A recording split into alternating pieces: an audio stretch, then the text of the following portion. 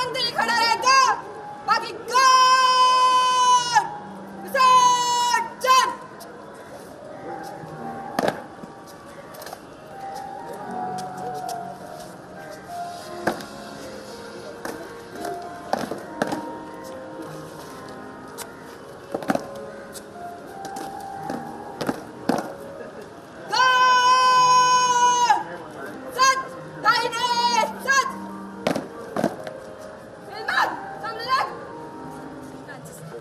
पीछे ना lovely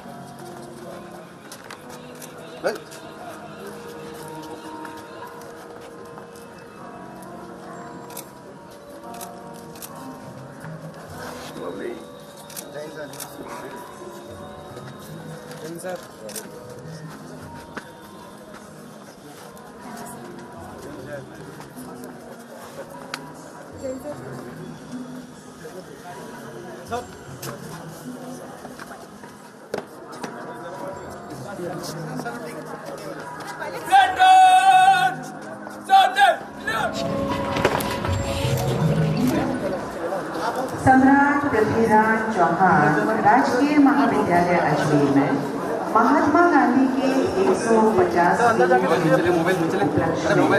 Gandhi the eternal truth पर आयोजित इस 2 दिवसीय अंतर्राष्ट्रीय संगोष्ठी के उद्घाटन समारोह में आप सभी का हार्दिक स्वागत एवं अभिनंदन। हमारे आज के कार्यक्रम के मुख्य अतिथि पधार चुके हैं।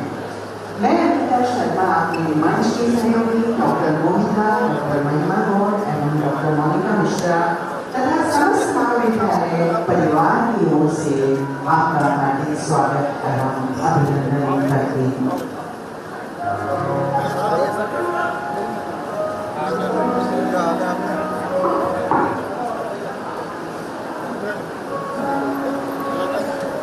Good morning, Bhutan. Now that it has dawned, STCGCA feels privileged to be the venue of Mahatma Gandhi to pay tribute and homage to the great leader and humanist. A warm welcome to all of you once again.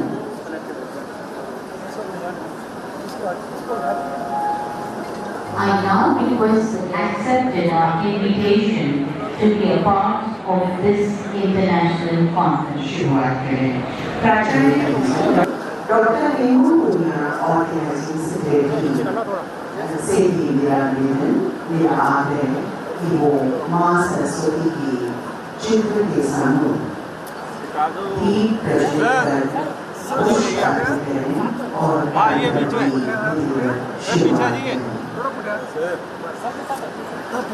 वीणा वाणी हंस वाहिनी सफल Salameh Mohini अंधकार में जीवन पथ को ज्योतिर्मय करती वंदे मां शारदे वंदे।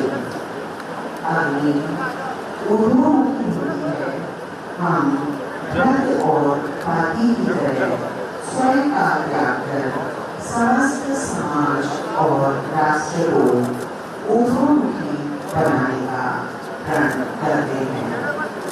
हम आज का यह कार्यक्रम इस अनोखे गीत की ज्योति से आरंभ करने जा रहे हैं, एक नई कामना के साथ, एक नए जोश के साथ, एक नई इच्छा के साथ।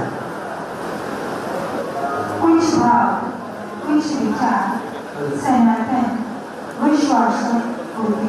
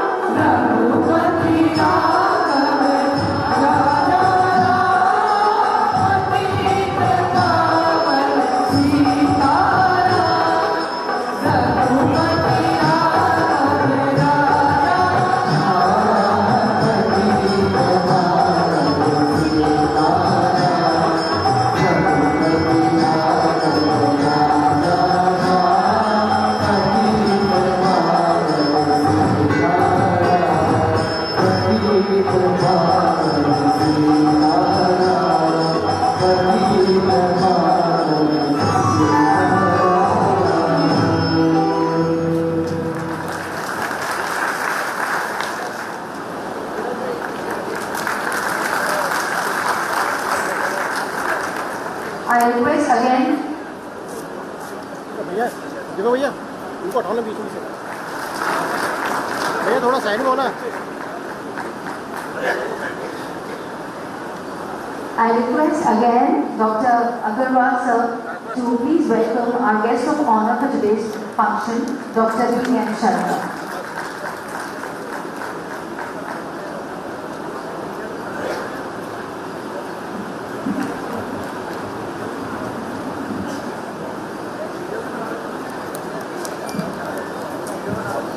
Thank you, sir. Another request to you, ma'am, to please welcome our guest of honor, Dr. B.M. Sharma also.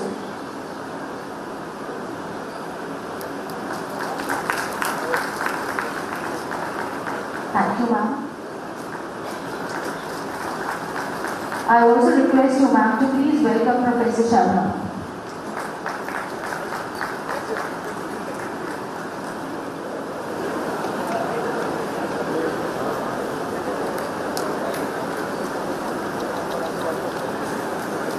थोड़ा साइड में। इंजीनियरिंग कॉलेज का स्टाफ आज के डॉक्टर सुभाष चंद्र साहब का स्वागत करते हुए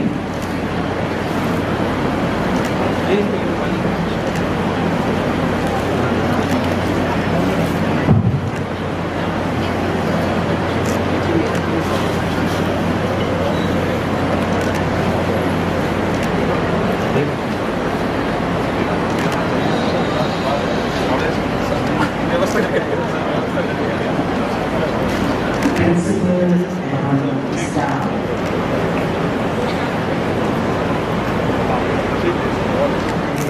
स्वागत के लिए मंच पर आए। सर इधर देखो। श्रीमान सुरेश नंदलाल हमारे गुरुवार के महाविद्यालय के संरक्षक एवं प्राचार्य डॉक्टर एम.एल. अग्रवाल साहब के अपने शब्द सुमन से हमारे अतिथियों का स्वागत करें। माननीय मुख्यमंत्री श्री अशोक गहलोत जी ने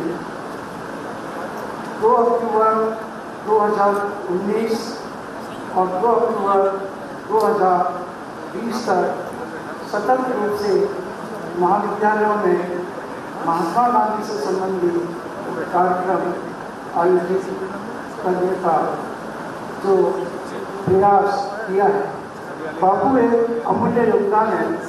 इस योगदान में हमारे माननीय मुख्यमंत्री जी की जो गांधीवादी छवि है, उसी के अनुरूप हमने ये कार्यक्रम आयोजित किया है। आज के समारोह के मुख्य अतिथि डॉक्टर सुभाष गर्ग, मंत्री तकनीकी शिक्षा राजस्थान सरकार, विशिष्ट अतिथि एवं keynote speaker doctor B.M. Sharma साहब, पूर्व chairman RPSC doctor Shri Gopal ji Baheti, पूर्व विधायक डॉक्टर राजकुमार जी जयपाल, पूर्व विधायक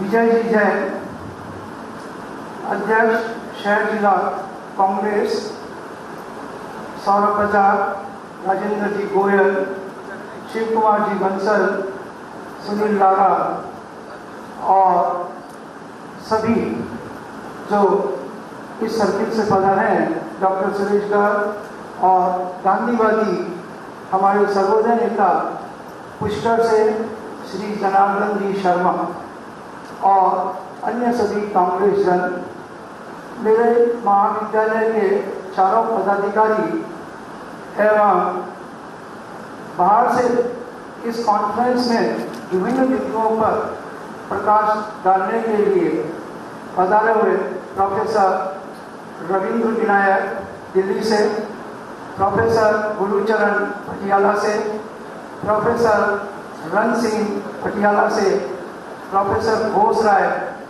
रोहतक से, प्रोफेसर कलसी गंगानगर से,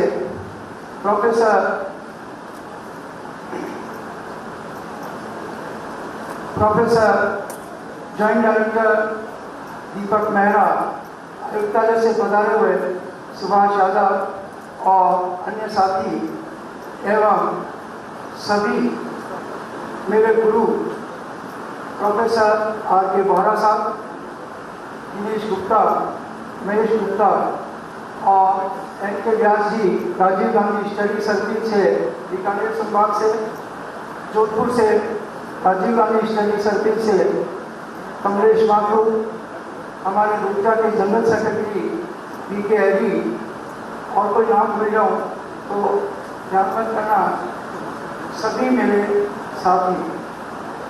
इस कॉन्फ्रेंस में भाग लेने के लिए देश विदेश से आए हुए सभी डेलीगेट्स, मेरे विद्वान साथियों और मीडिया के साथी, डॉक्टर सुभाष गर्ग एक शिक्षक के रूप में आज भी कार्यरत है। डॉक्टर सुभाष गर्ग भरतपुर से आपका ओरिजिन है और भरतपुर कॉलेज में कॉलेज शिक्षा में आपने EFM वाणिज्य विभाग में लंबे समय तक सेवाएं की है। इसके अतिरिक्त आपने हम सभी शिक्षक साथियों के लिए रूपता के माध्यम से एक बहुत बड़ा संघर्ष किया है और हमें 5वें, 6ठे और कई समस्याएं जो हमारी लंबित थी, आपके नेतृत्व में ही माननीय मुख्यमंत्री गहलोत साहब ने पूरी की। डॉक्टर सुभाष गर्ग संघर्षशील है, मेरे बड़े भाई हैं, मेरे मित्र भी हैं और मुझे समय समय पर मार्गदर्शन भी देते रहते हैं। आपका कुशल नेतृत्व है जिसके कारण ही हमारा रूपटा और एक नई इकाई जिसकी चर्चा हमारे पूर्व प्रधानमंत्री डॉक्टर मनमोहन सिंह जी के समय में, जब वे Udaipur all India commerce association के सम्मेलन में इनॉग्रल में चीफ गेस्ट थे, तो उस समय लंच पे डॉक्टर सुभाष गर्ग, मनमोहन सिंह जी और मैं साथ में था, तो डॉक्टर गर्ग साहब और मनमोहन सिंह जी के बीच एक बात थी कि एक ऐसा संगठन जो बुद्धिजीवियों का संगठन हो, और उस संगठन की नींव जो उदयपुर में पड़ी और बाद में इसकी माननीय गहलोत साहब ने नीति की Rajiv Gandhi study circle. Study circle में एक नॉन पॉलिटिकल ऑर्गेनाइजेशन जिसमें कि शिक्षकों के विचार, शिक्षकों की समस्याएं और शिक्षा की गुणवत्ता में सुधार हेतु क्या कदम उठाए जा सकते हैं, ऐसे विषयों पर डॉक्टर सुभाष गर्ग जी ने डॉक्टर मनमोहन सिंह जी के साथ करीब करीब 1 घंटे चर्चा की। उस समय मेरे को वो फोटो भी याद आता है, आप दोनों चर्चा कर रहे थे और मैं भी साथ में खड़ा था। अविस्मरणीय पल थे, अविस्मरणीय पल थे और उस समय राजीव गांधी स्टडी सर्किल की शुरुआत के जो प्रारंभिक जो नींव है वो प्रारंभिक डॉक्टर सुभाष गर्ग ने माननीय मुख्यमंत्री महोदय से जब इस बारे में बताया, जो बात है संक्षिप्त में पूरी नहीं हो सकती क्योंकि जो आज राष्ट्रीय स्तर पर एक संगठन खड़ा हुआ है उसकी भूमिका मैं माननीय मंत्री महोदय से क्षमा चाहूँगा, उनको बताना जरूरी है क्योंकि मेरे कई साथियों को ये पता नहीं है कि ये संगठन कैसे प्रारंभ हुआ और इसकी शिक्षा समुदाय में कितनी महत्वपूर्ण भूमिका है। तो डॉक्टर सुभाष गर्ग ने कि माननीय मुख्यमंत्री जी गहलोत साहब से चर्चा की और उस चर्चा के उपरांत इस संगठन का विधिवत रूप से प्रारंभ हुआ। माननीय मुख्यमंत्री श्री अशोक गहलोत राजीव गांधी स्टडी सर्किल के अध्यक्ष हैं और डॉक्टर सुभाष गर्ग राष्ट्रीय सह समन्वयक हैं। डॉक्टर PC व्यास जो पूर्व बोर्ड चेयरमैन हैं उन्हें समन्वयक नियुक्त किया गया और डॉक्टर सुभाष गर्ग जी ने पूर्व में मुझे इस जिले का समन्वयक नियुक्त किया। वर्तमान में डॉक्टर सुनीता पचौरी इस जिले की अजमेर जिले की राजीव गांधी स्टडी सर्किल की समन्वयक है और राजीव गांधी स्टडी सर्किल का एक मूल उद्देश्य है कि शिक्षा की गुणवत्ता को संवारना, निखारना और उसमें अभिवृद्धि करना। तो मैं कई दिन से सुभाष जी के लिए आप सबसे आग्रह करूँगा, एक तो विशाल संगठन राजस्थान में और देश भर में स्थापित हुआ है, उसके लिए आपका जो योगदान रहा है उसके लिए हम माननीय मुख्यमंत्री जी डॉक्टर सुभाष गर्ग के आभारी हैं कि जो हमें नई दिशा और प्रेरणा स्रोत दे रहे हैं। डॉक्टर सुभाष गर्ग हाल ही के विधानसभा चुनाव में भरतपुर विधानसभा क्षेत्र से चुनाव में विजयी हुए और आज राजस्थान सरकार में राज्य मंत्री हैं। ये हम सभी शिक्षकों के लिए गौरव की बात है कि हमारे रुद्रा का प्रतिनिधि, राजीव गांधी स्टडी सर्किल का प्रतिनिधि और उससे भी बढ़कर सर्व शिक्षक का एक प्रतिनिधि राजस्थान में मंत्री है, जो कि राजस्थान सरकार के सभी शिक्षकों की समस्याओं को बार बार माननीय मुख्यमंत्री जी के सामने भी, माननीय उच्च शिक्षा राज्य मंत्री जी के सामने भी और अन्य मंत्री के समक्ष भी उठाते हैं और हम सबको एक संबल मिला हुआ है और वो संबल आपके निर्देशन में पूरा होता है। मैं आपका इस महाविद्यालय में प्राचार्य के रूप में, राजीव गांधी स्टडी सर्किल के रूप में, ग्रुप का सदस्य के नाते, सभी नाते मैं आपका हार्दिक अभिनंदन और स्वागत करता हूँ।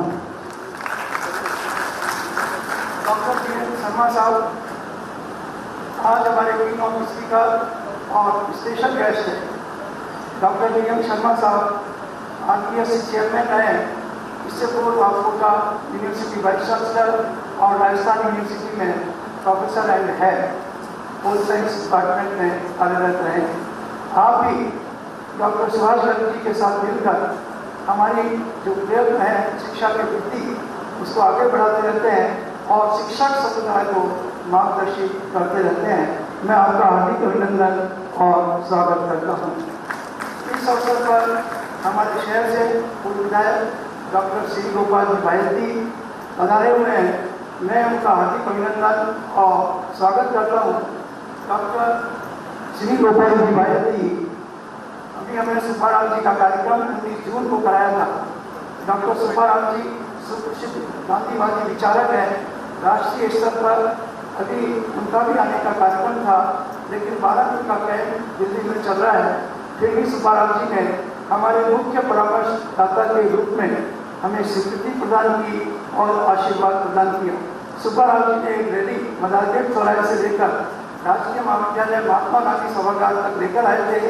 उसमें 32 राज्यों से 500 डेलीगेट्स आए थे और राजकीय महाविद्यालय ने महात्मा गांधी 150वीं वर्षीय जयंती के अवसर पर एक कार्यक्रम में उनका अभिनंदन किया और महात्मा गांधी के विचार सुने, जाने और सीखे और सुब्बाराव जी ने हमें पूर्ण मार्गदर्शन प्रदान किया। हम उनके भी आभारी हैं। यहाँ एक हमारे पुष्कर से सर्वोदय ने का जनार्दन जी शर्मा जो एक अखबार यूथ कॉरिडोर के नाम से आप सबके पास अभी पहुँच जाएगा, वह नहीं पहुँचा है, ये आप संचालन करते हैं।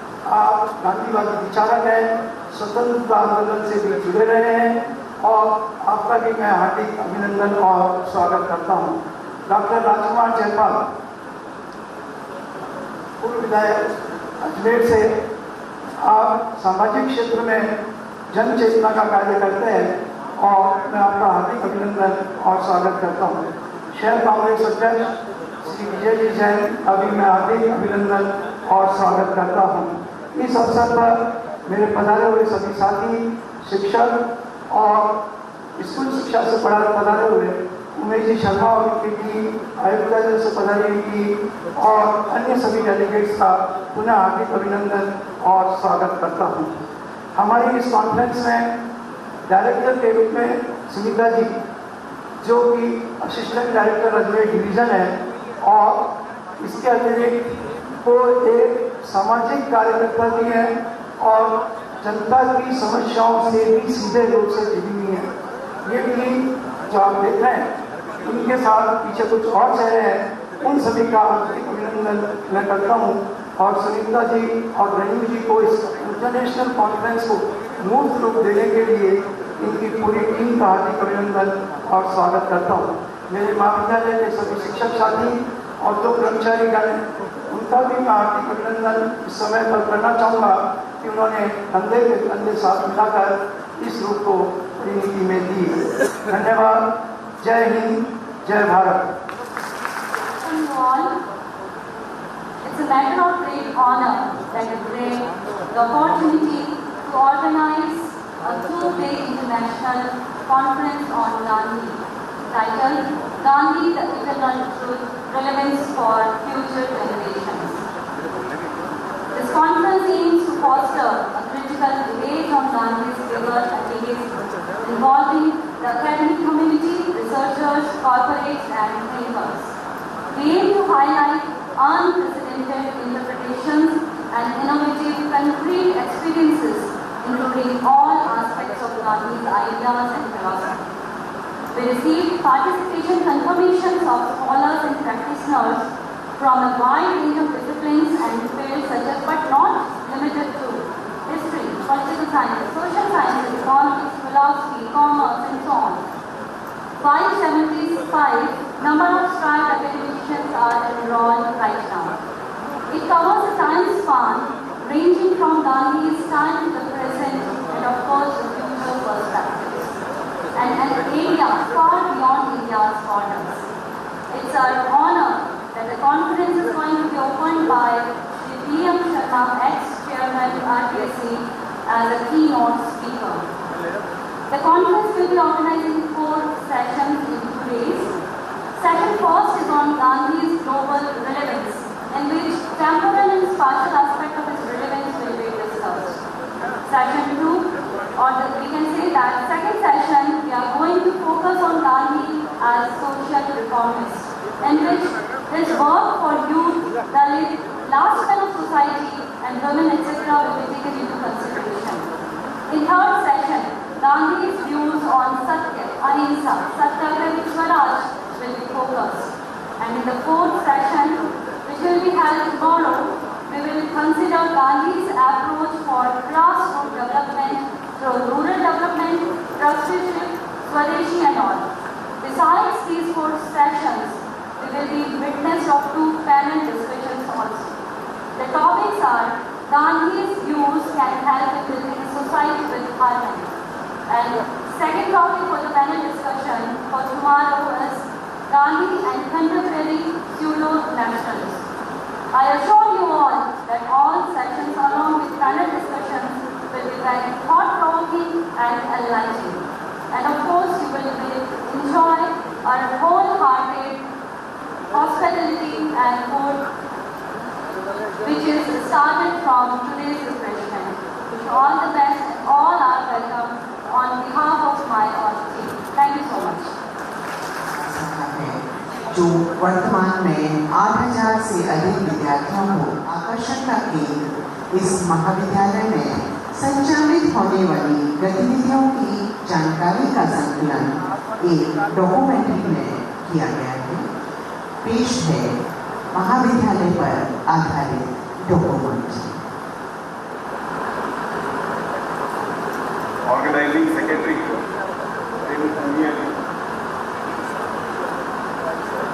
Sunika Pachori ji,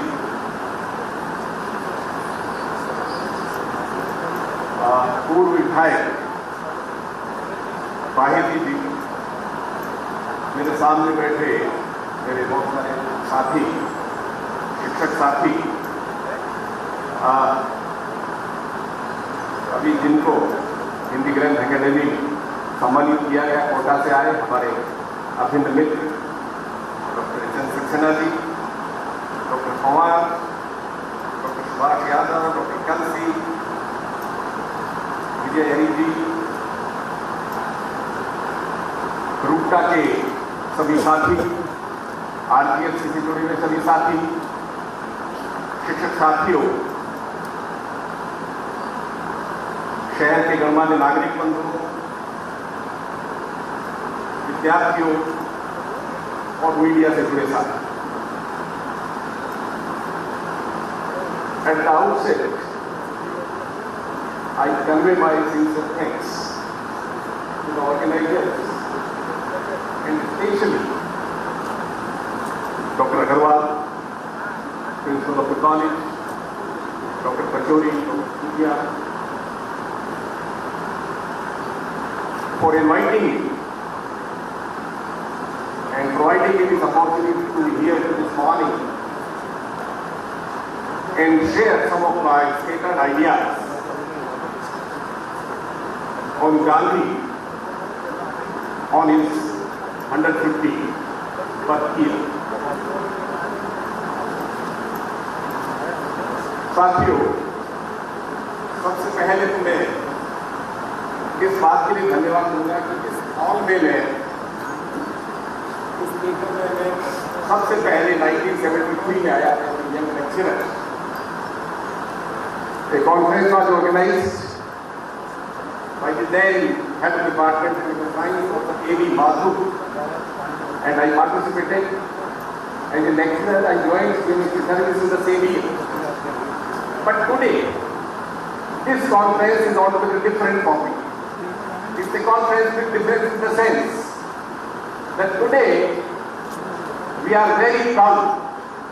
Proud in the sense कि आज हमारे साथी शिक्षक साथी रहे जो हमारे अभिमित्र रहे, वो आज राजस्थान सरकार में बहुत इंपॉर्टेंट पोर्टफोलियो के मंत्री, और वो आज हमारे बीच डायनेमिक पर्सन के साथ साथ वो बहुत ही संवेदनशील व्यक्ति।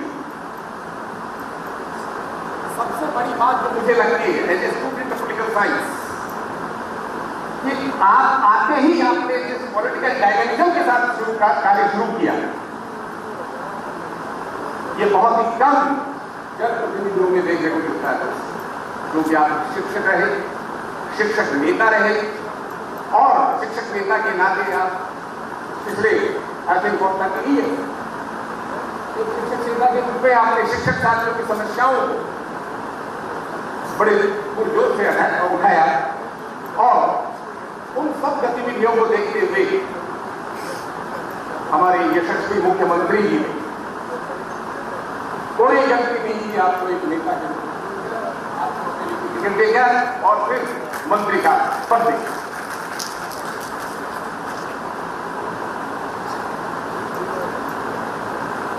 दूसरी बात, इस कॉलेज के प्रांगण में मैं खड़ा हूं, जिस शहर में मैं आज हूं, उस शहर की शिक्षा के क्षेत्र में बहुत बड़ी देन है। अभी बताया गया कि 183 इयर्स का इतिहास इस कॉलेज का हो दोस्तों। तो जो यहां से विद्यार्थी निकले जिन्होंने हर क्षेत्र में विद्यार्थी दिए, उनको इस कॉलेज में नाज होना चाहिए, हमको भी इस कॉलेज में नाज है कि कम से कम ये कॉलेज हमारे राज्य में है, और जिसकी गाथा, जिसकी सफलता की कहानियां न केवल राज्य में, न केवल देश में, अपितु विदेशों में जिसको जाना जाता है अपने एजुकेशन कंट्रीब्यूशन के लिए। आज गांधी 150वें जन्मदिन पर, जन्मवर्ष पर जो सेमिनार, जो संगोष्ठी आयोजित की गई है, और इसमें फ्यूचर जनरेशन के लिए गांधी के रेलेवेंस की जो ये टॉपिक रखा गया है, वो भी इस सेंस में काफी रेलेवेंस है। इस रूप में कि मैं गांधी का स्कॉलर नहीं, लेकिन गांधी पे एक विद्यार्थी के रूप में पिछले 45 वर्षों से लगातार अध्ययन करता रहा। तो मैं अपने आप में तो नहीं करता हूं कि मैं कोई गांधी का स्कॉलर हूं, लेकिन एक विद्यार्थी के रूप में जिस रूप में मैंने गांधी को पढ़ा, और आज मैं जिस पक्ष की तरफ आप लोगों का ध्यान आकर्षित करना चाहता हूं, वो यह है कि गांधी एक ऐसा व्यक्ति, विलक्षण व्यक्ति, जिसका सारी दुनिया में कोई नहीं। मैं जब ये कहता हूं तो उसके पीछे मेरी भावना यह है कि दुनिया का कोई भी ऐसा व्यक्ति नहीं है, ऐसा कोई भी विचारक नहीं, कोई ऐसा नेता नहीं जिसने जो विचार दिए, जो चिंतन दिया, उस चिंतन को पहले अपनी जो सामुदायिक संस्थाएं स्थापित की, उन सामुदायिक संस्थाओं में उन चिंतन पर उसने प्रयोग किया, और जब प्रयोग में वो चिंतन, वो विचार उचित माना गया, तब उसको जनता के साथ रखा। मैं आपका ध्यान आकर्षित करना चाहता हूं, गांधी द्वारा स्थापित 5 आश्रम, इन आश्रमों में पहले जो चिंतन किया गया, उस पर गहन विचार विमर्श किया गया, गहन शोध की गई, और फिर उनकी उपादेयता को देखते हुए, उनकी सार्थकता को देखते हुए उन्होंने दुनिया के सामने उन विचारों का, और उन विचारों के आधार पर न केवल देश को, अपितु दुनिया के अधिकांश देशों को दोस्तों स्वतंत्रता के लिए संघर्ष करना पड़ा, और संघर्ष के माध्यम से उन्होंने अपनी स्वतंत्रता का, जो साथी यहाँ बैठे हैं उनको मैं पहले थोड़ा सा ये ध्यान आकर्षित करना चाहूंगा कि जो भी साथी एक केवल स्टूडेंट के रूप में आपको बता रहा हूं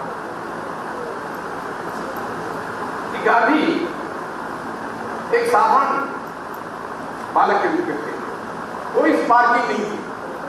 गांधी को जब आप देखते हैं, करते हैं, तो देखते हैं कि गांधी बचपन में वैसे ही स्वाभाविक रूप की तरह बच्चों की तरह था जैसे आज के बच्चे, हम सब बच्चे। गांधी जब रात को सोते थे तो जो दरवाजा था उसमें जो थोड़ा सा छेद होता है, उसको देख के डरते थे कि कहीं कोई धूप नहीं आ रही। एजुकेशन में भी ऐसी कोई ज्यादा स्पार्किंग नहीं। लेकिन जो यहां साथी विद्यार्थी बैठे ऊपर, उनको मैं बताना चाहूंगा कि अगर आपके दिल में एक डिटर्मिनेशन है, अगर आपके मन में ऐसा विश्वास अगर आपने बना लिया है कि मुझे ये प्राप्त करना है, तो दोस्तों गांधी हमारे सामने सबसे बड़ा उदाहरण। गांधी 88 में इंग्लैंड जाते हैं, वरिष्ठ की डिग्री लेके आते हैं, 1891 में आते हैं और यहाँ आकर प्रैक्टिस करते हैं राजकोट में और मुंबई में। लेकिन शुरू में प्रैक्टिस नहीं करते।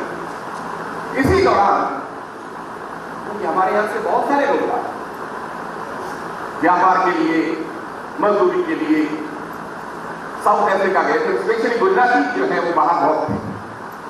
तो एक फर्म थी दादा अब्दुल्ला की, उन्होंने गांधी से कॉन्टेक्ट किया कि आप हमारे यहाँ कुछ केसेस साउथ अफ्रीका में चलते हैं, तो हमारी उसमें लीगल हेल्प करें। तो इसलिए गांधी को वहाँ 1 साल के लिए एग्रीमेंट के तहत ले जाया गया।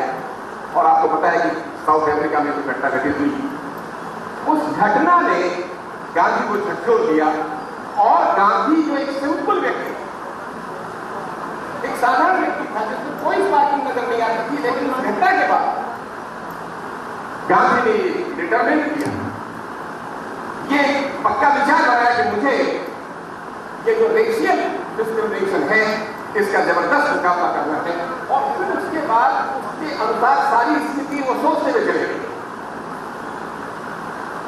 और उसके बाद पीछे मुड़ के निकले। तो ध्यान रखें, तो गांधी जब ये डिटरमिन क्या लेते कि मुझे इन लोगों का सामना करना है, लोगों को न्याय दिलाना है, लोगों को स्वतंत्रता दिलानी है, अधिकार दिलाना है, और इस रेशियल डिस्क्रिमिनेशन को रोकना है, तो उन्होंने लोगों को एकत्रित करने के लिए प्रयास किया। गांधी ने, मैं उस डिटेल में नहीं जाऊंगा, मैं थोड़ा सा आपका ध्यान इस बात की तरफ आकर्षित करना चाहता हूं कि गांधी जो कुछ बने, गांधी ने जो कुछ अचीव किया, जिस तरह से उनका व्यक्तित्व और कृतित्व जिस तरह से इमर्ज हुआ, उसमें साउथ अफ्रीका में जो उन्होंने प्रयास किए, उनकी बहुत बड़ी भूमिका है। गांधी ने अफ्रीका में लोगों को ऑर्गेनाइज करने के लिए 2 आश्रम स्थापित किए। साउथ अफ्रीका, आपको ध्यान होगा कि वहाँ साउथ अफ्रीका 4 प्रांतों में बटा हुआ है, और वहां पर भी जैसे हमारे यहाँ ब्रिटिश शासन था, उसी तरह से वहां भी ब्रिटिश शासन था। और वहां जो इंडियंस एक्चुअली 1860 मैं थोड़ा सा कर रहा हूं, क्योंकि एक टीचर होने के नाते मैं जो मुझे ध्यान है सब आप लोगों के साथ शेयर करना चाहता हूँ, लेकिन मैं उसमें आपको छोटा संक्षिप्त करके मैं आपके सामने रखना चाहता हूँ। वो ये कि गांधी जब गए तो इंडियंस पहले जा चुके थे। 1860 में British government, sorry south Africa की ब्रिटिश गवर्नमेंट और इंडिया के साथ जो ब्रिटिश गवर्नमेंट के बीच में समझौता पर कुछ मंजूर हुई थी और कुछ मंजूर भेजे गए, उनके साथ वहां बड़ा डिस्क्रिमिनेशन किया गया, रेशियल जो जाति के आधार पर, रंग भेद के आधार पर अंतर किया गया। तो रंग भेद के आधार पर साउथ अफ्रीका के लोगों का और इंडियंस के साथ कि भाई ये दिया सेग्रीगेटेड सिटीजन। तो इसको देख के गांधी ने कहा कि हम सबको विरोध करना चाहिए। तो सबसे पहले उन्होंने डरबन के पास निकाल एक एरिया, जैसे हमारे यहाँ राजस्थान में जैसे मेवाड़ है, मारवाड़ है, शेखावाटी है, उसी तरह से 4 प्रांत वहाँ थे। उनमें 2 प्रांतों में स्पेशली इंडियन का कंसंट्रेशन। एक था नेकाली जो डरबन के पास, तो वहाँ लोगों को हेल्प करने के लिए, उनको ऑर्गेनाइज करने के लिए, आंदोलन करने के लिए पहला जो आश्रम स्थापित किया गांधी ने वो था फोनिक्स आश्रम। फोनिक्स जो है वो डरबन से करीब 14 बिंदु बीजान नदी के किनारे पर रेलवे स्टेशन के पास ये 100 एकड़ की जमीन गांधी ने खरीदी और वहां अपना पहला आश्रम स्थापित किया। वहां लोगों को तैयार किया ब्रिटिश शासन का विरोध करने। आश्रम इसमें स्थापित किया गया कि जो लोग आंदोलन में भाग लेते थे उनको जेल में डाल दिया जाता था। तो उनके परिजनों को किस तरह से सहायता की जाए, उनका लालन पालन किस तरह किया जाए, उनके जो बच्चे हैं उनको रोटी कहाँ से मिले, उनको शिक्षा कहाँ से मिले, इसके लिए खेती, सामुदायिक खेती की गई और एक पेपर निकाला गया इंडियन ओपिनियन, और इंडियन ओपिनियन के माध्यम से लोगों में जागृति लाई गई। किया गया वो था जोहान्सबर्ग के पास में टॉलस्टॉय। गांधी जी टॉलस्टॉय के विचार में बहुत जबरदस्त आस्था थी। तो दूसरा आश्रम उन्होंने टॉलस्टॉय के नाम से स्थापित किया। ये जो व्यवस्था साउथ अफ्रीका में चली, गांधी लगभग 1893 में वहां गए और जनवरी 1915 में यहां आए। जब 1915 में गांधी यहां आए तो गांधी पूरी तरह से राजनीतिक दृष्टि से परिपक्व हो चुके, पॉलिटिकल डायनेमिक्स पूरी समझ चुके, पॉलिटिकल इंटरनेटिंग पूरी तरह से डेवलप, राजनीतिक कौशल पूरी तरह से सीख चुके और एक पूरे कॉन्फिडेंस के साथ इंडिया में आते हैं और आकर गोखले की बराबर पूरे देश का भ्रमण करते हैं, देश की समस्याओं को समझते हैं। और यहां आकर सबसे पहले 1915 में फिर आश्रम स्थापित करते हैं। अहमदाबाद के पास कोचरब नामक स्थान पर एक सत्याग्रह आश्रम स्थापित किया गया 25 मई 1915 में। लेकिन यहां प्लेग फैल जाने के कारण 1917 में गांधी कोचरब से सावन हो गया। तो ये जो कोचरब आश्रम है ये 2 साल वहां रहे। इसके बारे में ज्यादा कोई अध्ययन नहीं किया गया, लेकिन ये बहुत ही महत्वपूर्ण आश्रम इस रूप में कि गांधी ने यहां आकर 2 साल देश का भ्रमण किया और इस देश में किस तरह से लोगों को जोड़ना है, आंदोलन का संचालन करना है, इसके लिए पूरी पृष्ठभूमि यहां तैयार की गई। और इस पृष्ठभूमि के साथ गांधी साबरमती आते और साबरमती में जैसा कि आपको ध्यान है, गांधी ने अपना जो चिंतन था उसमें प्रयोग तो किए ही किए। तो सबसे महत्वपूर्ण बात है ये कि यहां सत्याग्रहियों को तैयार किया गया, क्योंकि गांधी का जो एक अस्त्र है जो गांधी ने ही गढ़ा, साउथ अफ्रीका में जो एक नया आंदोलन का जो नाम रखा गया वो रखा satyagraha. Satyagraha word is the legacy of Mahatma Gandhi. इससे पहले पैसिव रेजिस्टेंस था जो साथी जानते हैं, पैसिव रेजिस्टेंस को उन्होंने सत्याग्रह में बदला और सत्याग्रह इस तरह से चलाया जा सकता है कि लोगों की सहायता से चलाया जाए, उनको पूरी तरह से ट्रेन किया गया।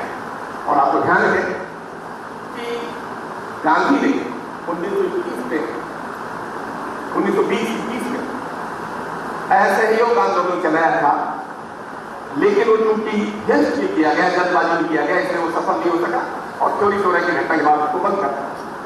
ये गलती गांधी नहीं करना चाहते थे, इसलिए दांडी यात्रा जो उन्होंने की, सिविल डिसोबीडियंस मूवमेंट, वो उन लोगों की सहायता के माध्यम से किया जिनको गांधी ने साबरमती आश्रम में ट्रेन किया। वो लोग बाग थे, बहुत सारे लोग बाग थे, जनजागृति थी, जहां गांधी 241 किलोमीटर की जो 241 मील की जो यात्रा की गई, उसमें पूरा जन समुदाय गांधी के साथ था। लेकिन आंदोलन मुख्यतः उन 78 लोगों के पास में था, उनके हाथों में था, जिनको गांधी ने साबरमती आश्रम में ट्रेन किया। ये आंदोलन नमक आंदोलन के बाद से जानते हैं, बहुत ही सफल रहा। उसके बाद 1933 में गांधी ने साबरमती आश्रम बंद किया, अपने आप को राजनीति से अलग किया और कहा कि हम जन सेवा के साथ जुड़ना चाहते हैं, रचनात्मक कार्यों के माध्यम से जन जागृति करना चाहते हैं। और इसलिए 1934-35 में 5वां आश्रम गांधी ने स्थापित किया, जिसको कहते हैं सेवाग्राम आश्रम। वर्धा गए, वर्धा के पास में से गांव उनकी जो स्टूडेंट है, जो एक ब्रिटिश जो आर्मी में थे, उनकी लड़की थी मेडलिन स्लेड, जिसको गांधी ने मीरा नाम दिया, उन्होंने ये जगह ढूंढी और से गांव को सेवा की गांव सेवा करती है, से गांव का नाम रखा गया सेवाग्राम। इन सभी आंदोलनों में गांधी का मेन थ्रस्ट में था कि लोगों को जागृत किया जाए, जो भी विचार लोगों के सामने रखे जाए उन पर पहले विचार किया जाए, उनकी सार्थकता पर, उनके रेलेवेंस पर पहले देखा जाए कि वो रेलेवेंट है या नहीं है, और अगर रेलेवेंट है तो समाज के सामने रखा जाए और सत्याग्रहियों को प्रशिक्षण देकर उनके माध्यम से सत्याग्रह का संस्कार किया। अब ये पूरी में मैंने आपको एक स्केच रखा 5 आंदोलनों का। इनके बारे में जब हम अध्ययन करते हैं तो गांधी ने हमें बहुत कुछ लिखा, लेकिन गांधी ने जो लिखा उससे अधिक उन पर और स्कॉलर्स ने काम किया। और मैं समझता हूं कि आज जितना गांधी पर लिखा गया है स्वयं गांधी के द्वारा और गांधी से जुड़े हुए स्कॉलर्स के द्वारा, मैं समझता हूं कि इतना अधिक किसी दुनिया में नहीं लिखा, दुनिया में कहीं नहीं लिखा। एक ऐसा व्यक्ति है जिसके बारे में इतने विस्तार से स्वयं और उन पर जो अध्ययन करता उन्होंने लिखा। गांधी जी एक रचना की तरफ मैं आपका ध्यान आकर्षित करना चाहता हूं। मैं विशेष से विद्यार्थियों के लिए जो गांधी को समझना चाहते हैं, जो गांधी का सार क्या है, गांधी का संदेश क्या है, क्योंकि गांधी जैसा स्वयं कहते हैं कि मैं कोई विचारधारा स्थापित करने नहीं जा रहा, मैं कोई गांधीवाद स्थापित करने नहीं जा रहा, मेरा स्वयं का जीवन अपने आप में संदेश है। और इस तरह का संदेश दुनिया के किसी व्यक्ति में इस तरह की कोई एक्टिविटी आपको नहीं मिलेगी जितनी गांधी ने। और उनके इसी व्यक्तित्व और कृतित्व को देखते हुए आपको ध्यान आइंस्टीन ने कहा था कि गांधी को देखकर, गांधी की गतिविधियों को देखकर, उनके व्यक्तित्व और कृतित्व को देखकर आगे आने वाली जो जनरेशन है, जो पीढ़ियां हैं, वो ये आश्चर्य करेंगी कि क्या इस तरह का कोई आत्मावस्था व्यक्ति भी हुआ था। आइंस्टीन जैसा व्यक्ति है, यही एक ऐसा व्यक्ति है दोस्तों दुनिया में जिनको उनकी लाइफ स्टाइल में, उनके जीवन में, उनके सामने उनको राष्ट्रपति की पदवी दी, उनको महात्मा कहा गया। और यही एक ऐसा व्यक्ति है जिसके सामने 1944 में बंबई यूनिवर्सिटी में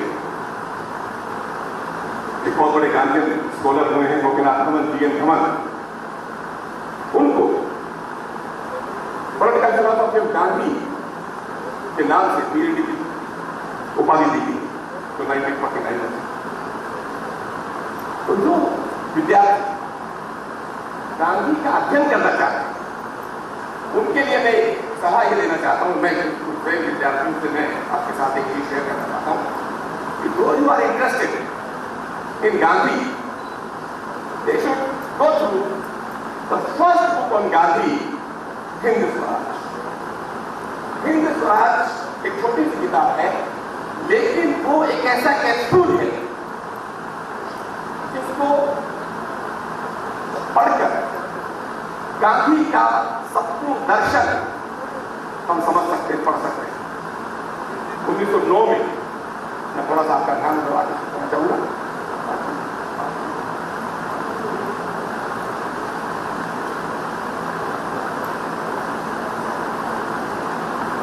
तो मैंने निवेदन किया ना कि मैं पिछले 50 साल से अध्ययन कर रहा हूँ गांधी पे, तो मैं मुझे अपने आप को कंट्रोल करना, क्योंकि मैडम कमलेश जी बैठी हैं और सुभाष यादव जी हमारे सामने बैठे हैं, ये सब साथी हमारे वो साथी हैं जिनके साथ जनरली हम लोग ये शेयर करते रहते हैं।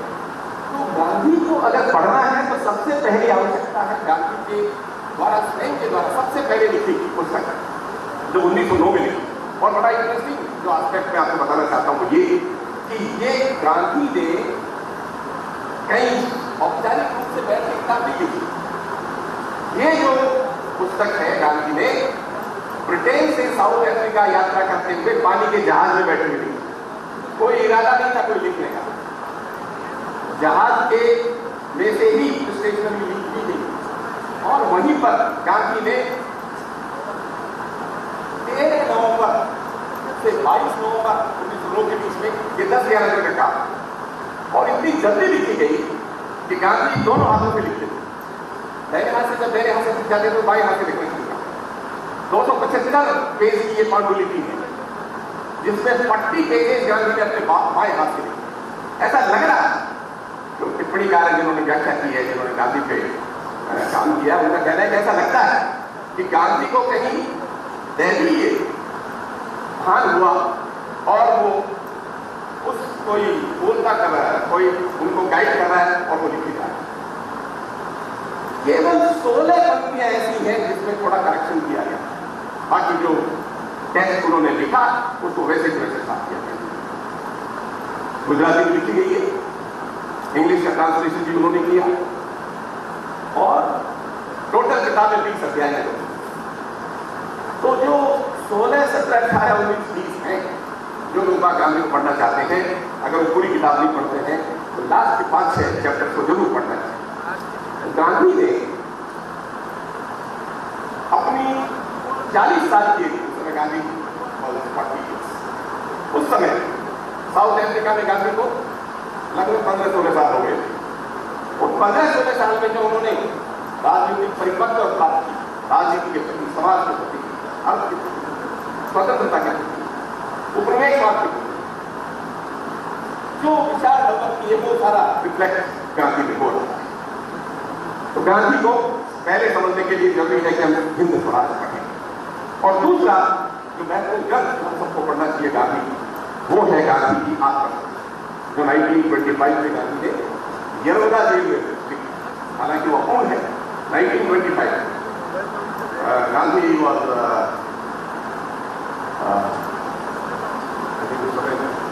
गांधी 55 साल के थे। तो उस समय फिर उसके बाद आगे का जीवन और बहुत सारी चीजें गांधी की प्रकाशित हुई। लेकिन स्पेशली जो बच्चे, जो साथी, जो अध्ययन करता गांधी को पढ़ना चाहते हैं, उनको गांधी को समझने के लिए सबसे पहला 1909 में हिंद स्वराज आया, उसका अध्ययन करना चाहिए। क्योंकि गांधी का जीवन का उद्देश्य क्या है ये भी उन्होंने हिंद स्वराज में लिखा है, और उसी उद्देश्य के जिंदगी में वो काम करते हैं। उनका संदेश क्या है, उस संदेश को भी उन्होंने ब्रीफ में अपना मेंशन किया है। इसके अलावा बहुत सारे लोगों ने गांधी पे लिखा है, उन सबको लिखा, क्योंकि आज के और सब मैं केवल इतना कहना चाहूंगा कि ये जो रीडिंग कॉलेज है देश का, उसने जो ये अलग जगाई गांधी के इस संगोष्ठ के रूप में, मैं चाहता हूं कि यहाँ बहुत सारे लोगों ने काम किया, बहुत सारे अच्छे स्कॉलर यहाँ किए, मेरे बहुत सारे साथी मैं यहाँ जुड़ा रहा हूँ, क्योंकि किसी टाइम पर तो DCA was supposed to be better than university, it was supposed to be better than university, university के साथ बड़ा कंपटीशन। तो अग्रवाल साहब की लीडरशिप में और उनके साथियों की लीडरशिप में गांधी के अध्ययन, जिस तरह की देश में परिस्थितियां हैं, उन परिस्थितियों में गांधी पर और अधिक सार्थक अध्ययन किया जाएगा और वर्तमान परिस्थितियां जितने भी देश में हैं उनका जवाब दिया जाए। एक विद्यार्थी के रूप में मैं नहीं कर सकता। आपने मुझे ये सम्मान दिया, मुझे ये मौका दिया कि मैं आप लोगों के बीच आ सका। आपने बड़े धैर्य के साथ मेरी बात को सुनी, इसके लिए मैं आपका तहे दिल से धन्यवाद करता हूँ। जय हिंद, जय Bharat.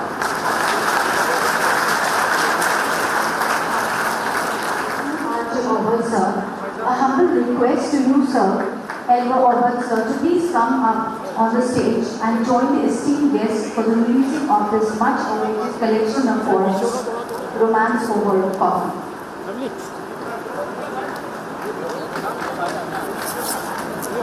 Genuine and close to universal human experience, this art book busts the myth that poetry is a dying art.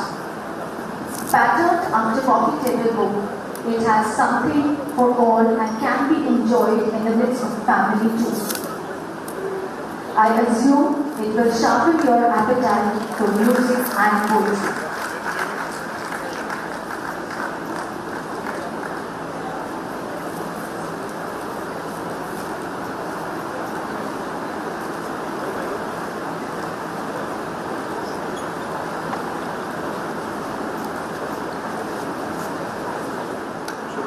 आज सम्राट पृथ्वीराज चौहान राजकीय महाविद्यालय अजमेर के तत्वाधान में आयोजित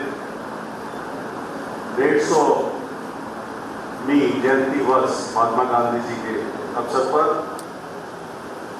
आयोजित इस अंतर्राष्ट्रीय संगोष्ठी, जिसका विषय Gandhi the eternal truth for next generations के वक्ता पूर्व कुलपति एवं पूर्व अध्यक्ष राजस्थान लोक सेवा आयोग आदरणीय डॉक्टर BL शर्मा जी, महाविद्यालय के प्राचार्य डॉक्टर ML अग्रवाल साहब, इस संगोष्ठी की निदेशिका डॉक्टर सुनीता पचौरी जी, आयोजन सचिव डॉक्टर रेणु पूनिया जी, और इस सभागार में मेरे साथ आए यहाँ के पूर्व विधायक माननीय डॉक्टर श्री गोपाल भारती जी,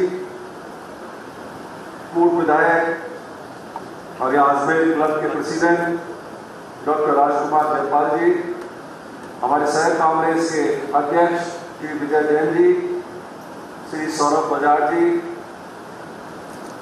और जिला कांग्रेस के शहर कांग्रेस के विभिन्न पदाधिकारीगण, मेरे फ्रेंड्स जो आए हैं बाहर से, प्रोफेसर साहिबान, professor Ravindra Nayak, former general secretary Indian commerce association, doctor Gurcharan Singh Tora ji, doctor Gandhi Singh ji, doctor Bhusrai ji, और हमारे रूपटा के सभी साथीगण, RGSC के साथीगण, राजकीय महाविद्यालय के सभी शिक्षक साथी, कर्मचारीगण, मीडिया फ्रेंड्स, NSS, NCC के सभी वॉलंटियर्स, स्काउट्स के वॉलंटियर्स, छात्र छात्राओं, भाई और बहनों, मीडिया फ्रेंड्स,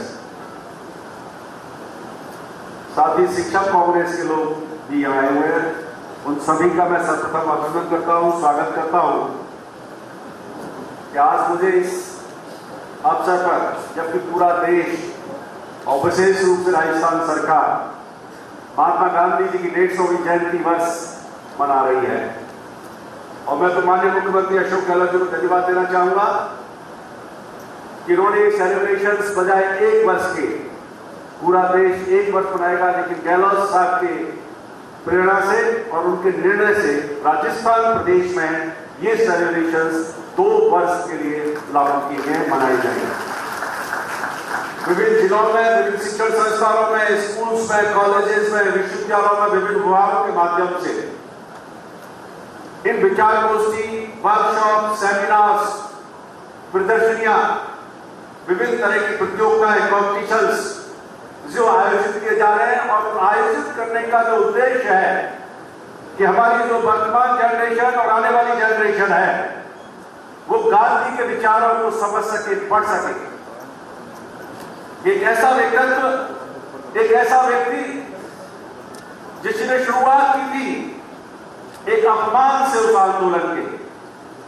आपको ध्यान होगा जब दक्षिण अफ्रीका की यात्रा कर रहे थे तो भारतीयों के साथ जो व्यवहार किया जाता था और वो फर्स्ट क्लास की टिकट लेकर के फर्स्ट क्लास के टिकट में बैठते तो उनको उतार दिया गया था। और दक्षिण अफ्रीका में अंग्रेजी हुकूमत के द्वारा जो एशियंस के साथ जो दुर्व्यवहार किया जाता था और जो रंग भेद था काले और गोरे का, उसके लिए जो आंदोलन किया था और उस आंदोलन के चलते चलते अगर आप देखें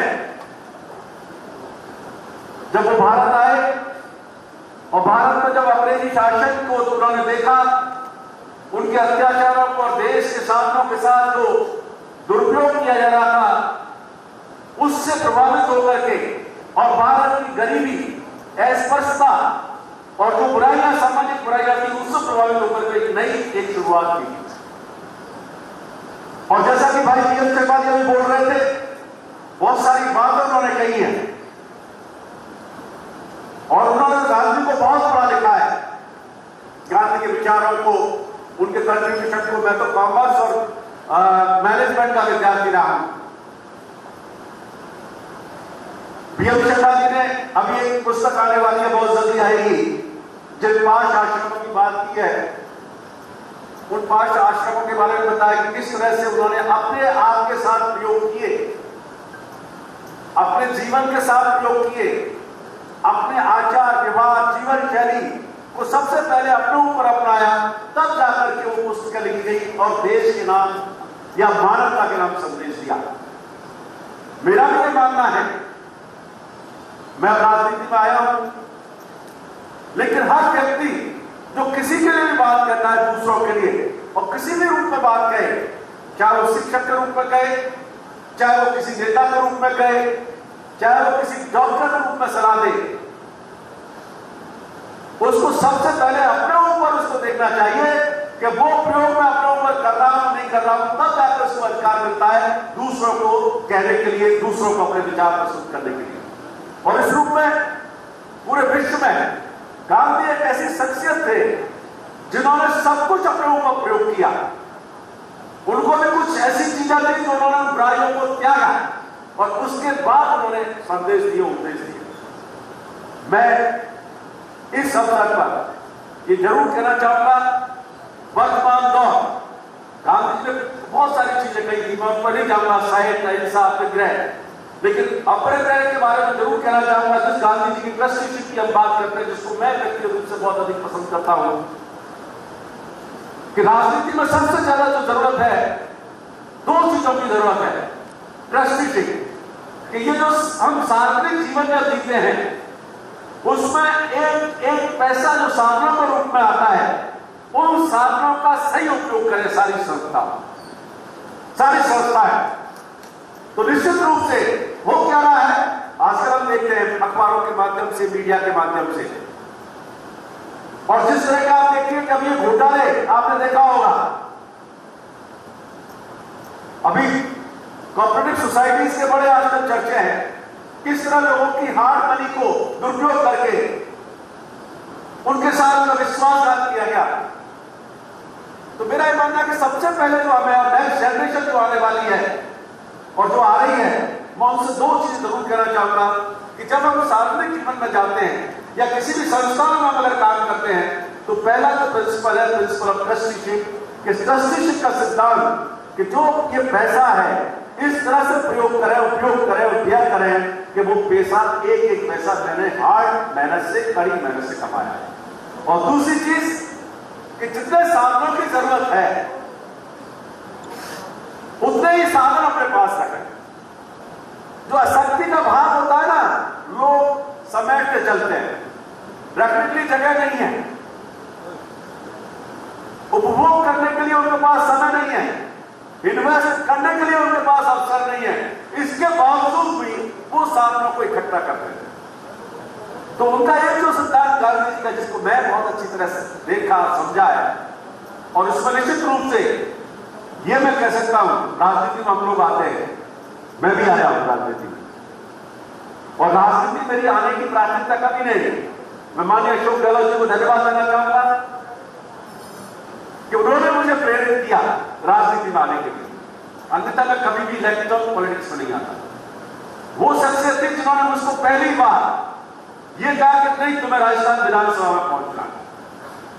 और आप सबको मालूम है, मेरे यहां बहुत सारे शिक्षक बैठे हुए हैं, मन से तन से मैं कांग्रेस विचारधारा का आदमी हूं, जिसको मैं स्पष्ट रूप से कहना चाहूंगा। लेकिन कई ऐसी राजनीतिक मजबूरियां होती हैं। भरतपुर में वो सीट जो है गठबंधन को दे दी गई और मुझे गठबंधन का उम्मीदवार बना, विधायक पहली बार विधायक का चुनाव लड़ा और पहली बार में आप लोगों के शुभकामनाओं से, आशीर्वाद से मुझे मंत्री बनने का भी गौरव मिला। तो ये सारा जो शुरुआत की गई, या जो भी मुझे सबसे पहले जिसने इंस्पिरेशन दिया मुझको, वो माननीय अशोक गहलोत साहब, और उनकी कार्यशैली और कार्यप्रणाली से मैं प्रभावित होकर के ही इस राजनीति में आया। जब उनके साथ मैं रहता हूं, देखता हूं उनकी व्यक्तिगत जीवन शैली को, सार्वजनिक जीवन शैली को, तो मैं दावे के साथ कह सकता हूं, कम से कम इस वर्तमान दौर में इस देश में कोई ऐसा दूसरा व्यक्ति नहीं है जो इस तरह की जीवन शैली, इस तरह का राजनीतिक जीवन जीते हैं। गांधी के विचारों के समर्थक, गांधी को अपने जीवन में डालने वाला व्यक्ति, और ये कोशिश किस तरह से दूर दराज के व्यक्ति को, जो गांधी जी ने कहा कि वो अंतिम छोर में बैठे हुए व्यक्ति को मैं कैसे लाभ पहुंचा सकूं, उसको कैसे मैं लाभ दे सकूं, ये उनके जहन में हर वक्त रहती है। और इसीलिए तीसरी बार जब उनको मुख्यमंत्री बनने का सौभाग्य प्राप्त हुआ, उस तक देखें अगर आप, चाहे वो 98 से 2003 का काल हो, चाहे वो 2008 से 2013 का काल हो, और अब जो नई वर्तमान शुरुआत हुई है 2000 दिसंबर 2018 से, आप उनके निर्णय को देखिए, उनके कार्यक्रमों को देखिए, जो गांधी जी ने कहा, जो पुस्तकों में लिखा उन्होंने अपने गांधी जी ने, उन्हीं को लेकर के चल रहे हैं। किस तरह से बुराइयों को दूर की जाए, किस तरह से जो है शिक्षा का माहौल बनाया जाए, निरक्षरता को दूर किया जाए, और कैसे एक सांप्रदायिक सौहार्द, सद्भाव, भाईचारा, अमन, चैन समाज में बने। ये तीन बहुत सारी चीजों को लेकर के वो भी चल रहे हैं। मैं जो सामने युवा पीढ़ी बैठी है, मैं आपसे एक अनुरोध करना चाहता हूं कि वर्तमान दौर, जो कि आप लोग सोचे थे 2014 में आपने बहुत साथ दिया था, 2019 में आपने बहुत साथ दिया, लेकिन सबसे बड़ी चुनौती इस वक्त कंट्री के सामने है, वो इकोनॉमी को लेकर के है। भावनाओं के आधार पर, धर्म के आधार पर, केवल एक देश का भय दिखा करके आप राजनीति में तो सफल हो सकते हैं, लेकिन देश को आगे बढ़ाने में, देश को आर्थिक विकास की गति को तेज करने में, देश के युवा को रोजगार दिलाने के लिए जो अनएम्प्लॉयमेंट है, देश के और सारी चीजों को करने में आपको बहुत काम करना पड़ेगा। आज भी आप देखें, नीति आयोग आया आपके सामने, क्या स्थितियां हैं, आरबीआई की स्थिति आपके सामने है कि आरबीआई का पैसा, मैं इसलिए कहना चाह रहा हूं कि ट्रस्टीशिप का सिद्धांत गवर्नमेंट को भी ध्यान रखना चाहिए। वो आरबीआई का पैसा 1,78,000 करोड़ रुपए, वो एक इमरजेंसी फंड है, जो किसी भी देश की इकोनॉमी का आगे अगर संकट आता है तब उस धन का जो है सदुपयोग या उसके लिए रखा जाता है। वर्तमान की सरकार ने उस धन को, ये पहली बार हुआ है देश के इतिहास में, मैं युवाओं को भी कहना चाहता हूं, अगर आपने थोड़ा सा भी पढ़ा है, कभी भी किसी भी दल की सरकार रही हो, उसने आरबीआई की तरफ कभी नहीं झांका, आरबीआई की तरफ कभी हस्तक्षेप नहीं किया कि आरबीआई का जो इमरजेंसी फंड है उसको जो सरकार दे। ये बड़ा अनफॉर्चुनेट है। और मैं इसलिए भी कहना चाहता हूं आपको, 91 में जब पूरे विश्व में आर्थिक मंदी आ रही थी, तो भारत एक अकेला एक ऐसा देश था जो उस आर्थिक मंदी के उस दौर से अछूता रहा था। क्यों रहा था? कि पब्लिक सेक्टर जो बेस था हमारा, पब्लिक सेक्टर बैंक्स का जो बेस था, उसकी वजह से आर्थिक मंदी हमको छू पाई। मैं धन्यवाद देना चाहता हूं तत्कालीन सरकार को और पूर्व प्रधानमंत्री मनमोहन सिंह जी को, जिन्होंने एक आर्थिक नीति सुधार की। और उस आर्थिक युक्ति सुधार की वजह से भी आज हम देखें तो काफी हद तक उसी वजह से बचे हुए हैं। ये अनफॉर्चुनेट है। आंकड़े आप देखते हैं, बहुत सारी सोशल साइट्स पर भी आप देखते हैं इस तरह का दुष्प्रचार किया जाता है, इस तरह के जो है भ्रम फैलाए जाते हैं और हमारी युवा पीढ़ी जिनके हाथ में मोबाइल रहता है उन सोशल साइट पर जो विज्ञापन या जो अपलोड किया जाता है उससे प्रभावित हो जाते हैं। मैं तो एक ही चीज आप लोगों से कहना चाहता हूं, आज जो भी कोई निर्णय करे, जो भी कोई परसेप्शन अपने दिमाग में रखे, खुद देखिए, खुद सोचिए, इन सोशल साइट से या उनके ऊपर जो बातें लिखी जा रही है उनसे प्रभावित नहीं हुई।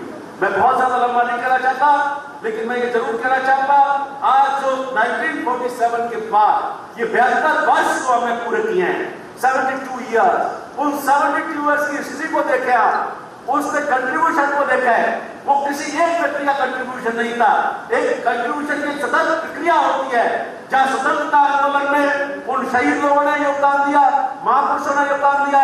1947 के बाद जो आर्थिक कार्यक्रमों को लेकर के और आर्थिक योजनाओं को लेकर के जो शुरुआत की गई थी और 1952 में जो योजना आयोग लाया गया और योजना आयोग के माध्यम से जो कार्यक्रम निर्धारित किए गए थे, और मैं इस मौके पर पंडित नेहरू को भी याद करना चाहूंगा जिन्होंने उस पर कल्पना की थी इसकी IITs, IIMs, ISRO, ऐसा बहुत सारे organisations, Indian institute of science, जिनकी वजह से आज देश का परचम विश्व स्तर पर फैला रहा है। उसके बाद अगर काम देखें, मैं इंदिरा गांधी को भी याद करना चाहूंगा जिनके 2 प्रोग्राम्स आज तो 1969 में जो बैंकों का राष्ट्रीयकरण हुआ, उन लोगों से पूछिए जो 69-70s में जो बैंकों के द्वार तक नहीं पहुंच पाते थे, उन किसानों से पूछिए, उन ग्रामीण क्षेत्र के लोगों से पूछिए, बैंक उनके लिए एक खतना लगती थी। उस बैंकों के राष्ट्रीयकरण के माध्यम से ही वो पब्लिक सेक्टर बेस बना और उस पब्लिक सेक्टर बेस की वजह से हम आर्थिक मंदी के दौर से अछूते रह पाए जो 1991 में आया था। आप सब जानते हैं। मैं इस मौके पर राजीव गांधी को भी याद करना चाहूंगा। आपको ध्यान हो, जब आईटी के युग की शुरुआत की गई थी, उस आईटी के युग के वक्त कहा गया था, मैं माननीय पूर्व प्रधानमंत्री अटल बिहारी वाजपेयी जी का बड़ा सम्मान करता हूं, लेकिन अगर आपको ध्यान हो तो उस वक्त वो संसद में एक बैलगाड़ी पर गए थे और ये कहा था कि कल का नौजवान प्रधानमंत्री इस देश को आगे क्या ले जाना चाहता है। और आप जानते हैं आज आईटी और ये सूचना क्रांति और कंप्यूटर का नहीं होता तो क्या कल्पना कर सकते थे ये हमारा देश आज इस स्तर पहुंचता।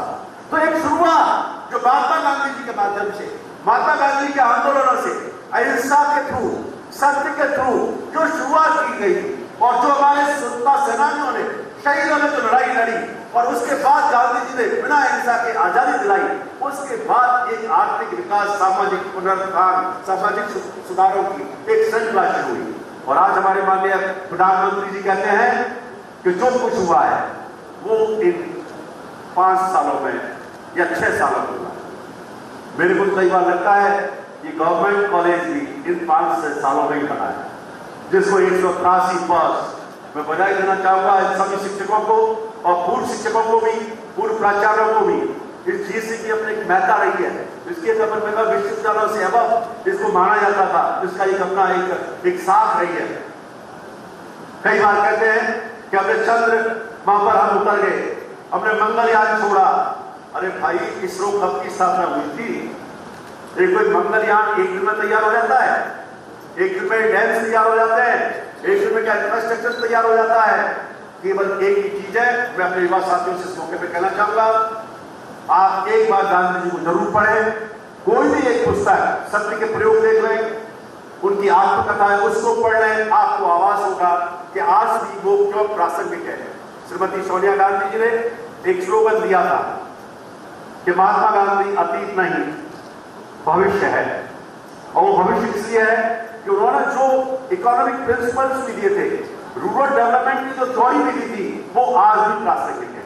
जब तक हम लोकल टेक्नोलॉजी को डेवलप नहीं करेंगे, जब तक हम अपनी रूरल इकोनॉमी को डेवलप नहीं करेंगे, उसको संबंध नहीं करेंगे, और जब तक प्रत्येक व्यक्ति को आजादी का और समृद्धि का सुख नहीं मिले, आजादी का मतलब फ्रीडम ऑफ एक्सप्रेशन, वो जो आज आप देख रहे हैं कि आप कुछ भी बोल दीजिए, अभी 2 मिनट में आपको जो है, अगर आप भाई कश्मीर के ऊपर बोल गए और तो आपको राष्ट्रद्रोही बताया जाएगा। माननीय मुख्यमंत्री अशोक गहलोत ने अभी कहा था एक फंक्शन में शिक्षक उसके ऊपर, तो ये चीज हो गई है, फ्रीडम ऑफ एक्सप्रेशन आपको छीना जा रहा है। आज कोई भी सरकारी अफसर या कर्मचारी कोई भी अपना स्वतंत्र विचार लिख दे सोशल साइंस में, तो उसको सेवा नियमों का उल्लंघन माना जाता है। 2 IAS अभी आपको मालूम है इस्तीफा देके गए, 2 IAS किस लिए देखे गए? क्योंकि उनको घुटन महसूस हो रही है काम करने में प्रशासनिक दृष्टिकोण से। तो एक चुनौती, ये चुनौती है देश के समय कि अल्टीमेटली हो सकता है राजनीतिक रूप से हम सफल हो जाए, आप सफल हो जाए, लेकिन इस देश के विकास को, देश के युवा को, देश के गरीब व्यक्ति को, देश के युवा को रोजगार मिल सके, देश के गरीब को जो है सुख, जो है समृद्धि का सुख मिल सके, सभी लोगों का विकास हो सके, इसके लिए हमें धरातल पर काम करना पड़ेगा। इसके लिए हमें मार्केटिंग अप्रोच नहीं चाहिए, इसके लिए तो हमें कोई मार्केटिंग मॉडल नहीं चाहिए, इसके लिए तो हमें वही कंट्री का एक मॉडल, एक गार्जियन मॉडल डेवलपमेंट का था, उस पर साथ ही साथ साइंस एंड टेक्नोलॉजी का जो विस्तार हो रहा है उसको अडॉप्ट करते हुए आने वाली जो भविष्य की चुनौतियां हैं उसको भी स्वीकार करना पड़ेगा। पूरा विश्व आर्टिफिशियल इंटेलिजेंस की बात कर रहा है, रोबोटिक्स की बात कर रहा है, 3D की बात कर रहा है, और आप आज देखिए कि हम कहां जा रहे हैं। मैं इस अवसर पर एक बात और अंतिम रूप से कहना चाहूंगा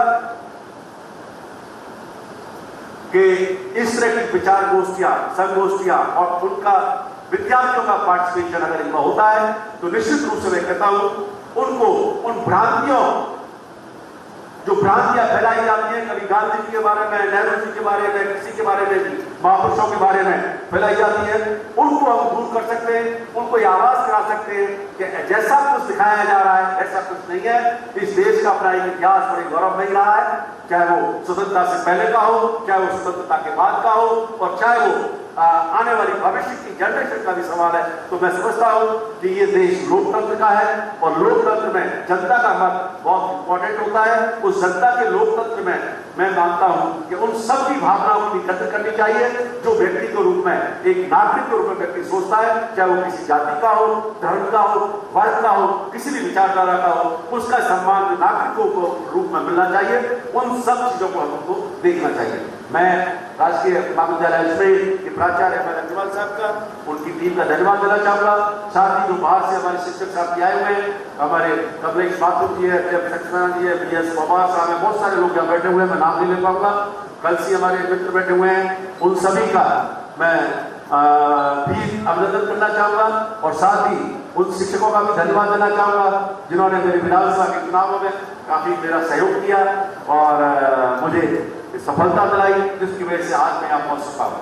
और साथ ही ये जो अंतर्राष्ट्रीय संगोष्ठी जो आयोजित की जा रही है, 2 दिन ये संगोष्ठी चलेगी, जिसमें गांधी की जो आइडियोलॉजी है, गांधी के विचार हैं और जो उनका दर्शन है, उसको आप आने वाली जो युवा पीढ़ी यहाँ सामने बैठ रही है उसको रूबरू कराएंगे विभिन्न विशेषज्ञों के विचारों के माध्यम से। और मुझे बताया कि करीब करीब 400-500 रजिस्ट्रेशन हुए, बाहर से लोग काफी आए। मैं समझता हूँ ये आयोजन हमें वर्ष भर और आने वाले अगले वर्ष में भी आप आयोजित करेंगे और निश्चित रूप से हमारी युवा पीढ़ी को ये बताएंगे कि स्वतंत्रता से पहले का इतिहास, वर्तमान इतिहास और आने वाले भविष्य की चुनौतियां क्या हैं, उनको हम कैसे निपटेंगे। ये सब मैं समझता हूँ इस संगोष्ठी के माध्यम से हमें मिलेगा। मैं इन्हीं शब्दों के साथ आप सब लोगों का बहुत बहुत शुक्रिया अदा करता हूँ, धन्यवाद देना चाहता हूँ, आभार व्यक्त करना चाहता हूँ कि आप लोगों ने मुझे यहाँ बुलाया, ये अवसर दिया। कई बार जिससे मैं आया हूँ, 3 वर्ष जो है यहाँ मैंने माध्यमिक शिक्षा बोर्ड अजमेर के रूप में भी काम किया है। बहुत सारे माध्यमिक शिक्षा बोर्ड के पूर्व साथी यहाँ हैं, कुछ बोर्ड मेंबर्स भी यहाँ बैठे हुए हैं, उनका भी मैं धन्यवाद देना चाहता हूँ। और निश्चित रूप से अजमेर एक ऐसी नगरी है, शिक्षा की नगरी है, ये हालांकि सही है कि इसका जो वाजिब हक था अजमेर को वो नहीं मिल पाया कि एक शिक्षा के हक को ऊपर जिस तरह से कोटा डेवलप हुआ वो अजमेर नहीं हो पाया। पर मैं समझता हूँ यहाँ के राजनीतिक लोग मिलकर के, जनप्रतिनिधि और आप सब लोग मिलकर के इस अजमेर को जो एक एजुकेशन उस टाइम में स्टेट टाइम्स में भी इसको एक शिक्षा की नगरी माना जाता है और अंतर्राष्ट्रीय स्तर पर इस नगरी को शिक्षा नगरी के रूप में बनाने में हम सब लोग काम करेंगे। इन्हीं शुभकामनाओं के साथ इस संगोष्ठी की सफल रहे, इस शुभकामना के साथ मैं आप सब लोगों को धन्यवाद देता हूँ, मीडिया फ्रेंड्स को भी। जय हिंद, जय भारत, धन्यवाद। स्वागत की कड़ी को पुनः जोड़ते हुए अब मैं आमंत्रित करती हूँ सर्वोदय नेता, स्वतंत्रता सेनानी एवं यूथ कॉरिडोर अखबार के संपादक श्री जनार्दन शर्मा जी को। यह बार राजीव गांधी स्टडी सर्कल के सौजन्य से अजमेर में निरंतर प्रकाशित हो रहा है कि आप उनका माल्यार्पण कर तथा स्मृति चिन्ह प्रदान कर उनका सम्मान करें। हमारे अगले अतिथि महोदय डॉक्टर राजकुमार जयपाल, आप सभी से अनुरोध है कि मंच पे आप आए हैं। श्री गोपाल बालेती, पूर्व विधायक एवं गांधीवादी नेता।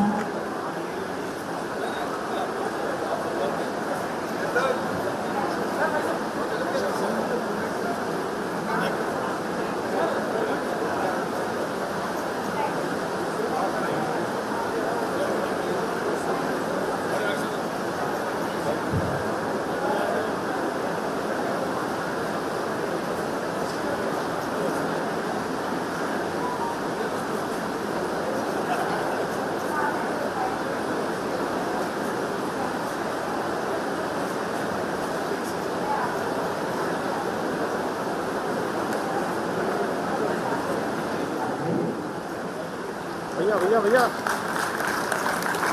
अतिथि का सम्मान स्मृति चिन्ह करके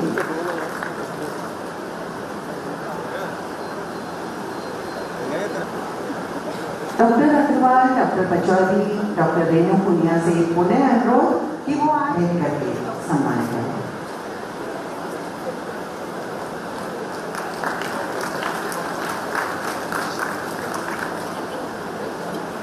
आप सभी का डॉक्टर सुभाष गर्ग, राज्य मंत्री राजस्थान सरकार, आपका तहे दिल से धन्यवाद अर्पित करती हूँ कि आप महाविद्यालय में अपने व्यस्तम कार्यक्रम में से यहाँ आए और आपने हमें समय दिया। क्योंकि भाई जी से मेरा काफी लंबा संबंध रहा है। सुभाष जी बहुत सरल इंसान है और बहुत आसानी तक इनसे उनके पास पहुंचा जा सकता है और अपनी बात बिना किसी नाम के सामने रखी जा सकती है। ये उनके व्यक्तित्व की विशेषता है। दिमागी रूप से आप बहुत तीव्र है। जैसे ही कोई आपके सामने मछली अपना मुंह खोलता है, आप समझ जाते हैं कि कहना क्या चाह रहा है। आपसे हमें राष्ट्रीय सेवा योजना जब आप समन्वय थे तभी से कार्य कर रहे थे, उसके बाद आप राज्य समन्वय अधिकारी बने, तब हमने आपके साथ कार्य किया। उसके पश्चात आप करके महासचिव रहे, अध्यक्ष रहे और वर्तमान में आप राज्य सरकार के मंत्री हैं। आपने यहाँ बनाकर हमारे राज्य का स्टडी सर्कल सम्राट पृथ्वीराज चौहान राजकीय महाविद्यालय में प्रदान में जो समय दिया है उसके लिए अगले दिन से मैं आपको धन्यवाद देती हूँ। धन्यवाद। साथ ही आज के मुख्य वक्ता keynote address doctor PM Sharma sir, आज चूंकि मुझे लगा था कि उनको बहुत अच्छे वक्ता हैं, विद्वान हैं, उनके साथ भी मेरा सहयोग रहा कि मैं उनके साथ कार्य कर रही हूँ, कर चुकी हूँ और आपकी विद्वता को मैं नमन करती हूँ सर कि मैंने आपके साथ बहुत कुछ सीखा है और सीख रही हूँ। इस महाविद्यालय के प्राचार्य जी, आपने मुझे मौका दिया सेमिनार में निर्देशक बनाने का, तहे दिल से आपका भी धन्यवाद। सेमिनार की संगोष्ठी की कमेटी आयोजन सचिव डॉक्टर रेणु पुनिया का भी आपने मुझे सम्मान दिया, उसके लिए धन्यवाद। और एक संगोष्ठी की आपने मुझे जिम्मेदारी दी, उसके लिए तहे दिल से धन्यवाद। हमारे बीच पधारे हुए अतिथिगण doctor Baheti sir, doctor Jaipal ji, जिलाध्यक्ष महोदय, प्रोफेसर विनायक,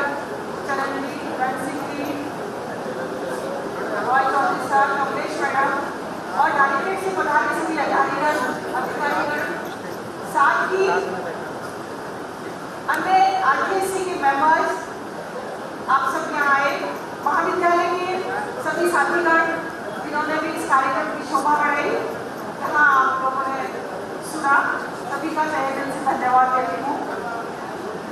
साथ ही प्रिंट मीडिया, आप यहाँ आए, आपका भी तहे दिल से धन्यवाद। इस संगोष्ठी में डायरेक्ट और इनडायरेक्ट जिनका भी कंट्रीब्यूशन है उन सभी को मैं धन्यवाद देती हूँ कि आपने जो सहयोग दिया और अल्प समय के अंदर हमने गांधी जी की 150वीं वर्षगांठ पर यह कार्यक्रम आयोजित किया। हमें सिर्फ एक हफ्ता इस कार्यक्रम को आयोजित करने के लिए मिला और आप सबके सहयोग से आज ये कार्यक्रम, जिसका उद्घाटन अभी हो चुका है और उसके तकनीकी सत्र अब आरंभ होंगे। अब मुझे आशा है कि जब ये यहाँ तक कार्यक्रम हमारा पहुँच गया तो अंत तक भी हम उनके सफलता प्राप्त करेंगे। जैसे कि सुभाष जी ने अभी बोला, मैं उनके सहमत हूँ और मैं एक छोटी सी बात में शेयर करना चाहती हूँ। जब मैंने नौकरी शुरू करी थी झुंझुनू से, तो मुझे पता है कि झुंझुनू के लिए 2 बस चलती थी जयपुर से। एक सुबह 7 बजे बस चलती थी और एक शाम को 6 बजे बस चलती थी। अगर वो बस मिस हो गई तो आपको कोई ट्रांसपोर्टेशन नहीं होता था और वो बस ऐसी सड़कों में चलती थी कि आप ये भूल जाओ कि आप कब पहुँचोगे, कहाँ पहुँचोगे, ये भी कोई गारंटी नहीं होती। ये तो मैंने खुद ने अनुभव किया है, जो विकास हो रहा है, चल रहा है और आज वहीं पे हम 2 घंटे में पहुँच रहे हैं, 1.5 घंटे में पहुँच रहे हैं। पहुँचने का कारण उसके लिए अगर हमारे सुभाष जी धन्यवाद के बात है कि आपने हमको इतनी आसानी से 6 पे कमीशन दिलाया, जिसके कारण हम सबके घर हुए, हम सबके पास बड़ी बड़ी गाड़ियाँ आई, 1 आई, 2 आई और आगे बढ़ जाएगी।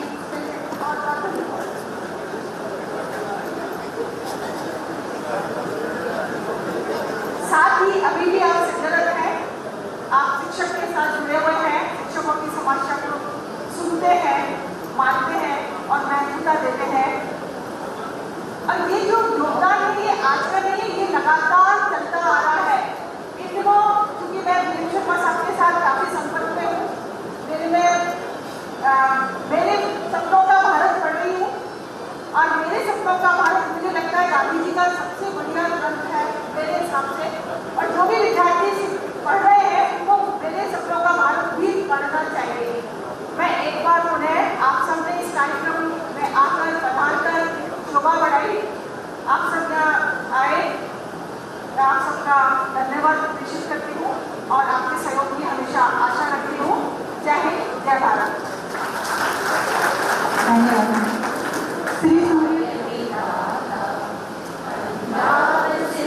गुजरात मराठा द्राविड़ उत्कल गंगा विंध्य हिमाचल यमुना गंगा उच्चल जलधि तरंगा तब शुभ नामे जागे तब शुभ आशीष मांगे गाए तब जय गाथा जय गण मंगलदायक जय हे भारत भाग्य विधाता जय हे जय हे जय हे जय जय जय जय हे।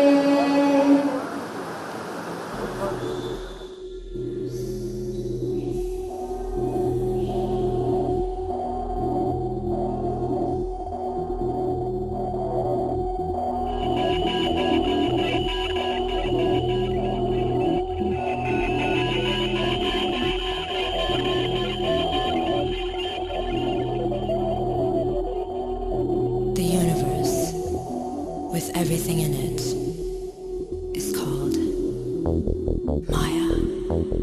Maya.